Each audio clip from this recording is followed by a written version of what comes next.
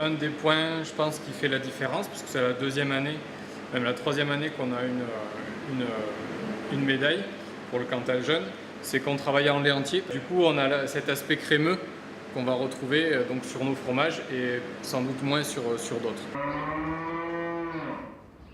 Ça, c'est un Cantal jeune d'hiver. Il a une pâte plutôt blanche. Donc après, il faut essayer d'éviter qu'il y ait trop de petits trous comme on voit là. C'est ce qu'on appelle le persillage. Donc ça va être regardé au niveau de la pâte, au niveau de la note de la pâte. Vous avez essentiellement trois notes en fait qui sont prises en compte. La note d'aspect extérieur, donc on a parlé le blanc. La note de la pâte, donc à la fois l'aspect et à la fois la texture en bouche, qui doit être ni trop collante ni trop dure en fait. Et on doit retrouver en bouche les grains qui ont formé la pâte.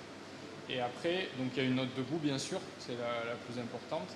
Et donc en Cantal jeune, ce qui est intéressant, c'est qu'il va y avoir un petit goût de crème et une toute petite acidité, voilà, pour donner un fromage qui soit assez doux, assez crémeux en bouche et avec éventuellement l'acidité et le sel qui vont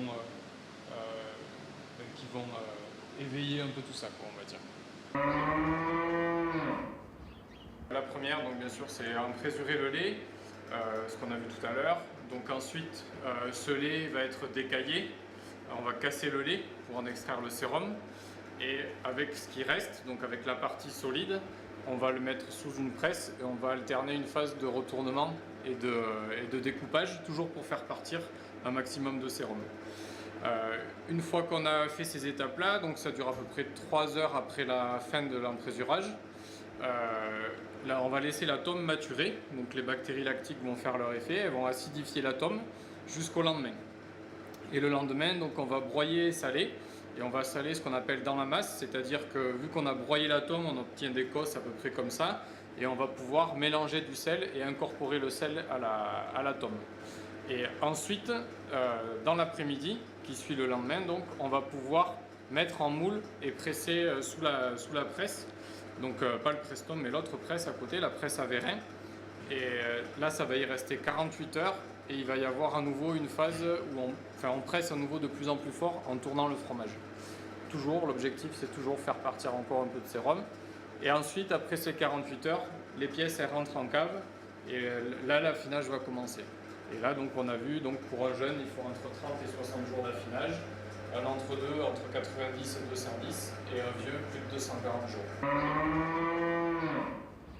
On pratique la vente au crémier, donc on va dire que l'année dernière, on doit avoir à peu près 75% des fromages qui sont partis chez les crémiers et 25% qui sont partis directement en vente directe.